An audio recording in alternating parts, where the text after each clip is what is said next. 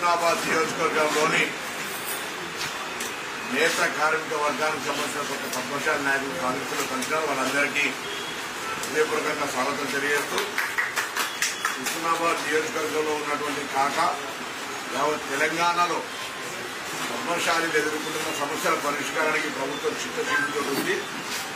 వలన వర్గాల శాఖ మంత్రిగా పద్మశాలి వర్గానికి సంబంధించిన సమస్యలన్నీ ప్రత్యేకించి శ్రద్ధ తీసుకుని వాటిని పరిష్కరిస్తామనే మాట ఈ సందర్భంగా తెలియజేస్తూ హుస్నాబాద్ నియోజకవర్గంలో కూడా ఇప్పటికే జౌళి శాఖ, టెక్స్టైల్ అండ్ ఇండస్ట్రీ వాళ్లకు ఇక్కడ ఉన్నటువంటి మౌలిక సదుపాయాలు ఏ విధంగా ఈ వర్గాలకు న్యాయం చేయగలుగుతామనేటువంటి మాటను చెప్పడం జరిగింది. వాళ్ళు ఈ అంశం మీద సర్వే చేస్తా ఉన్నారు.